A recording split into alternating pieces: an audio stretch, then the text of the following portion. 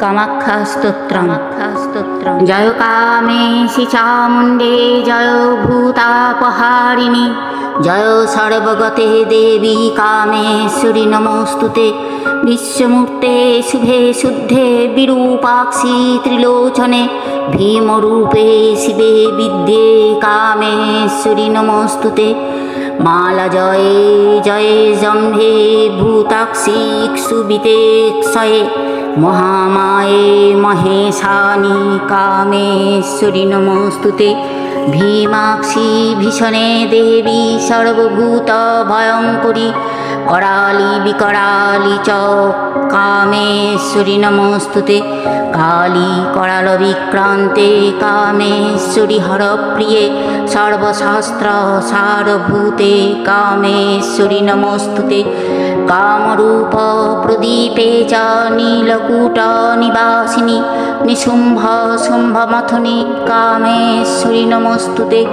कामाख्ये कामरूपस्थे कामेश्वरि हरिप्रिये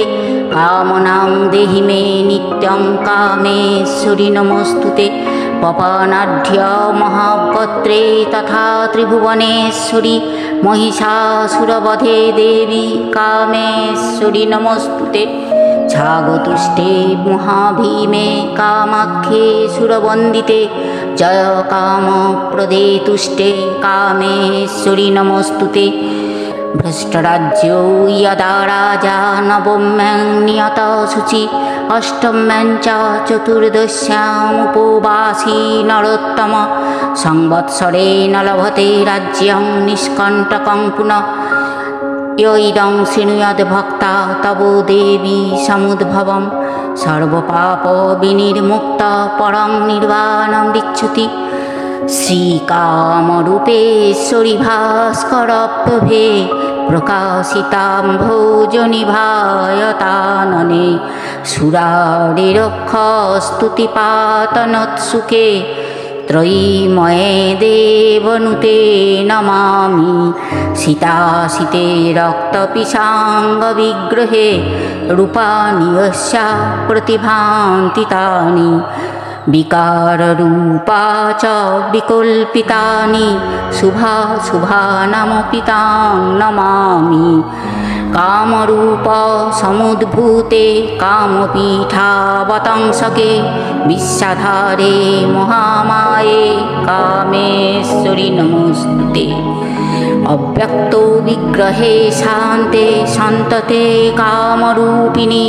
कालगम्ये परे शान्ते कामेश्वरि नमोस्तुते या सुषुम्नान्तरालस्था चिन्त्यते ज्योतिरूपिणी प्रणतोऽस्मि परां धीरां कामेश्वरि नमोस्तुते दंष्ट्रा करालवदने मुण्डमालोपशोभिते सर्वतः सर्वगे देवी कामेश्वरि नमोस्तुते चामुण्डे च महाकाली काली कपोलोहारिणी पाशहस्ते दण्डहस्ते कामेश्वरि नमोस्तुते चामुण्डे कुलमालस्ये तीक्ष्णद्रंष्ट्रा महाबले शवयाना स्थिते देवी कामेश्वरि नमोस्तुते।